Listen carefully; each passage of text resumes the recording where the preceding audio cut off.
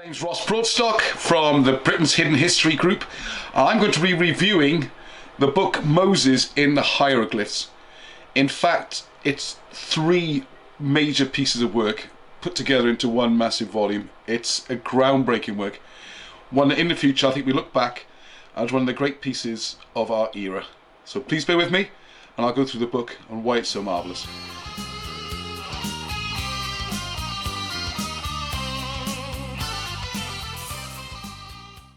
Okay, so let's look at this fantastic book. In many ways, it's three books together. This is the original, what it looks like, and it's just over 500 pages. And these are printed a few years ago, and they are like gold dust. They go for crazy prices on eBay, Amazon, things like that. And it was only a small run anyway, and it's really important that more people, or as many people as possible, get to see the wonderful information held in here. So this is the reprint that we did together in partnership with Wilson & Blackett, just to make that clear. And I get to share the proceeds and to help them and get some recognition for all the great work they've done. So if we look through this book, here is the proof copy that I got when I was doing the republishing. There's nothing changed. The contents are identical, just so you're clear on that. And this is the one I use because it's just full of my scribblings and notes. Page after page, you'll see my workings.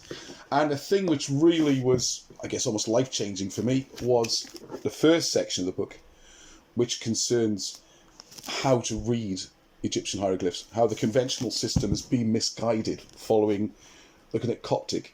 If you look at the ancient migrations of the Welsh, and you see there's a little map provided in here, and you'll see the migrations of the Cymric or the Cymry, and how they moved, the first migration being largely to England.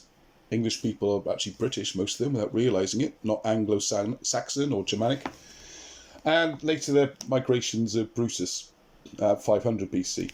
And when researching from that end, working backwards, what Wilson & Blackett found, he could go to Etruria and Raetia in Europe, and he could read the writing there, which had puzzled people for ages. He could then go back to, because the Welsh stories talk about coming from the descendants of Troy, as did the Romans. And if you follow the language, you see trace of the language there, all the way back. Now, with the story tying in with the 12 tribes of Israel as well, the story falls back to Egypt. So it made sense to try and translate the hieroglyphics, which is what they did. And using the Welsh language is remarkably simple, really. I mean, once you got the hang of the principles, you just need to know the old Welsh words. So what they do in this book is it gives some examples, which we got here. There's Ptolemy. And I'll try and put some graphics up. And so what you do is you got the door. So a door in Welsh or entrance is porth. And then por, which is the root of the word, gives you the supreme one. And you work your way through the symbols. The next one is a cake, tish and lap, the old Welsh. And tea is you are.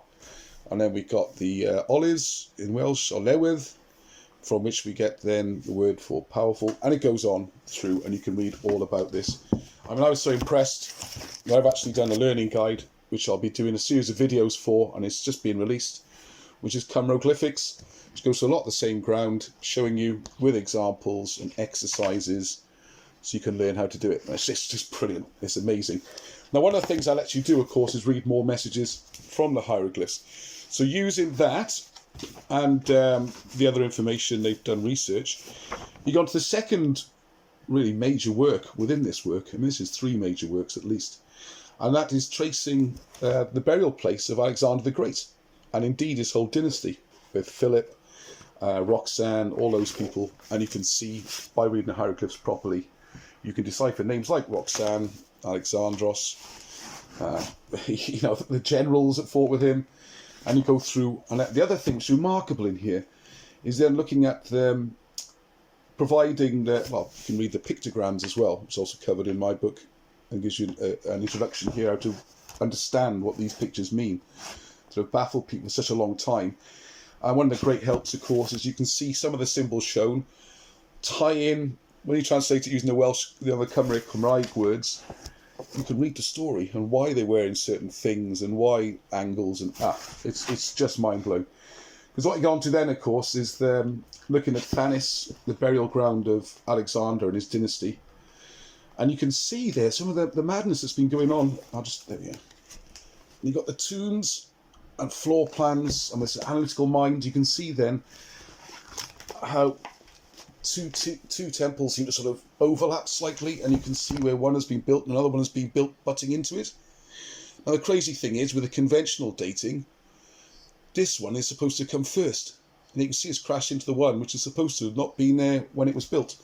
You also get the strange things where the one which is supposed to be newer has been looted, whereas the old one's still there unlooted.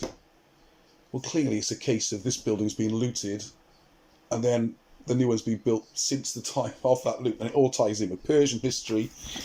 Obviously Macedonians, the Greeks arriving through in the form of Alexander, 322 BC. What this does then is lead on to another major part of the book, which is the whole dating chaos of the Egyptian dynasties, and this idea of old age and new age and archaic and all that. It's all explained in here, and why it really doesn't work. It's and once you take and how certain dynasties actually appear in the records twice, they've been duplicated.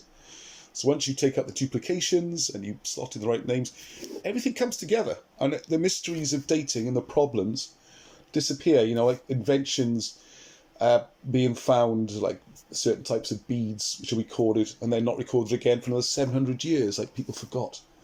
And this weird academic idea of archaism, where at some point in history the Egyptians all decided to dress up and live like their ancient ancestors hundreds and hundreds of years before, for some bizarre reason. You know, it's like us all suddenly dressing up as, I can't think of a good example really, it was Harold. There's a similar kind of time difference.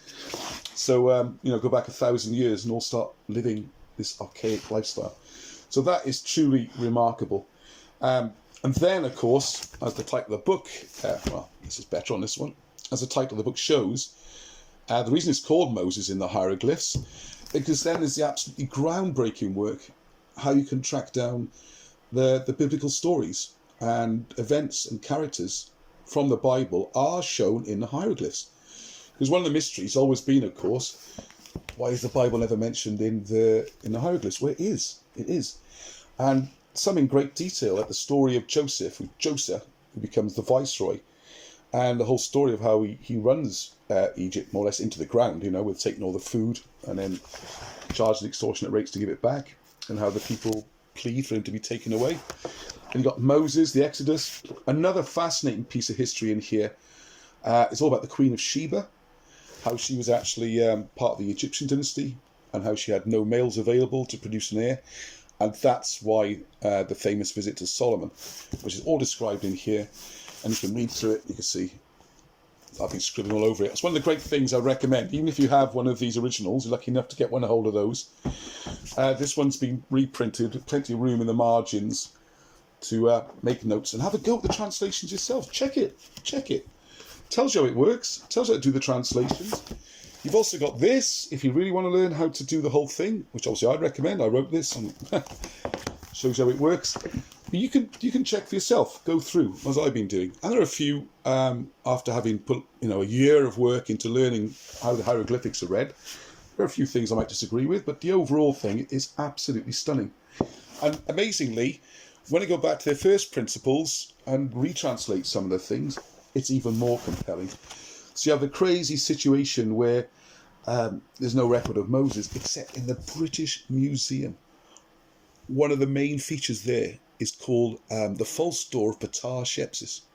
This bizarre name, okay? That, Wilson and Black has shown, is actually the story of Moses, Musef. Musef in Welsh, he of the basket, one of the names for Moses. Of course, he had other names, but he of the basket being one of them. And they also explain, who people like Nimrod was, how he ties in with Egyptian history. This Egyptian history is the centre of a lot of what goes on. And that leads, of course, into one of their other great works, which is Trojan War 650 BC. Because what he shows, and it touches on it here, is people like Menelaus, Agamemnon. They were Greeks with small kingdoms in the actual delta area of Egypt.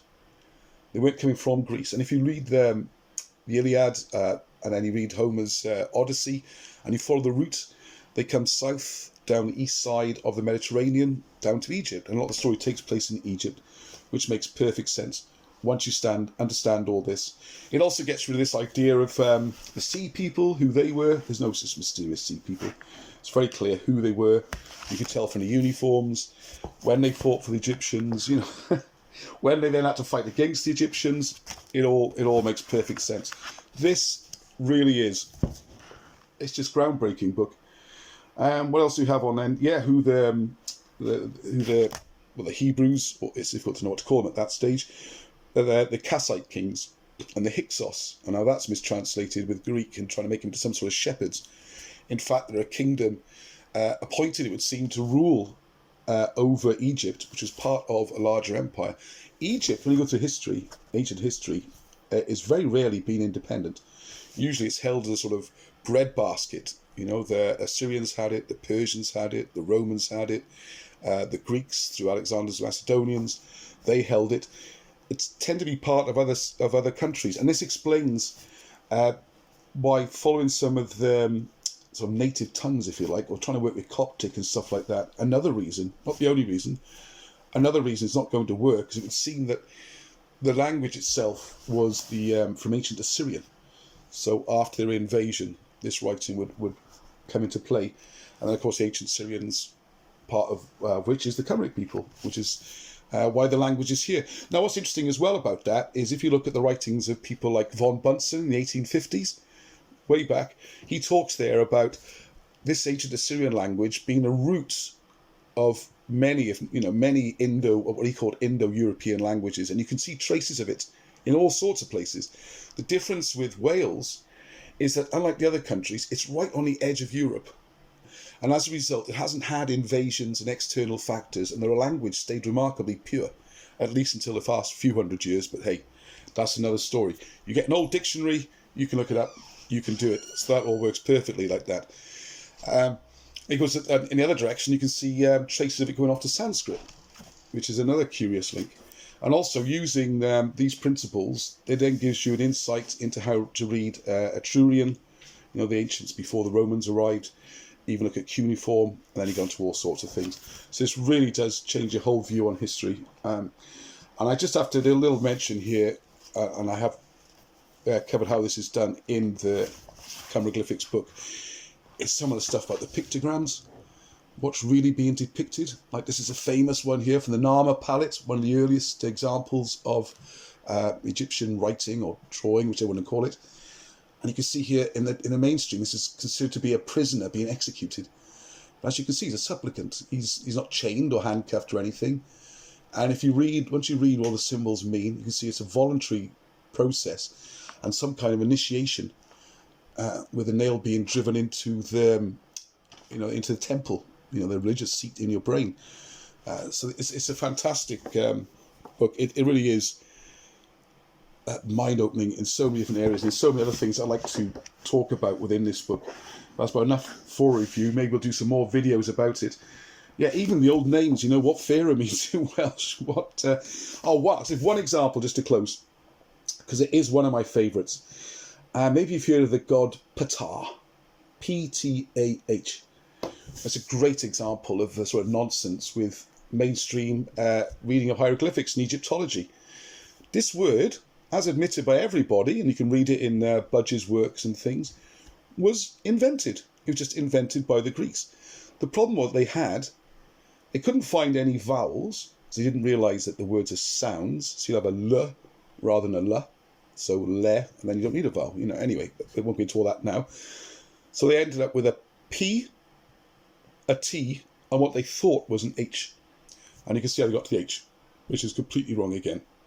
What they really had, so because of PTH you can't say it, they invented the word Ptah just to make it easier to say and remember. Honestly, when you say you couldn't make it up, well, apparently if you're an academic with enough qualifications, it's exactly what you do. You can make up things like that. So Ptah has become enshrined as a word. Same as Thos, another one which, when you look, isn't a real word. Anyway, with Ptah, just to leave on this one, so what you have, again, the same symbols we saw when I briefly touched on Ptolemy's name there. You've got the door, which is Por, which is Por, so supreme one, T. There was the little Titian lap cake, so supreme one, you are. And what they think was an H is not, and you can can see where the mistake was made, and it's an easy mistake, but unfortunately they made it.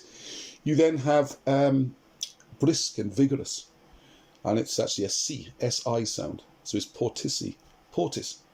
So portis, much more sensible word than patar for a start, and it means the supreme one who is vigorous, which makes a lot more sense than just some name of a god. And one of the reasons I like about it is, have you heard when they describe the President of the United States, he's called for short sometimes Portus. And Portus and Portis are almost exactly the same. So next time you hear the American President being referred to as Portus, think of Portis, the old Egyptian god, sometimes referred to as Ptah. Anyway, so there you go. I hope that's enough to get you interested. There's other things in there, examples of the statues now, the symbol, who they are, what they represent, the story they tell. It's like 3-4 big books put together in one. It's so big. That's one of the reasons I've done this book, which I'll go into. This is just about giving you a chance to learn how to read hieroglyphs yourself, and it opens up a whole new world. So I hope you enjoyed that review. I've got other books I can review as well, so please give me a like and let me know if you want more reviews, and I'll tell you more about the hundreds of books we're reading on these subjects. So thanks very much. Check out Britain's Hidden History, and until next time, Hedwch.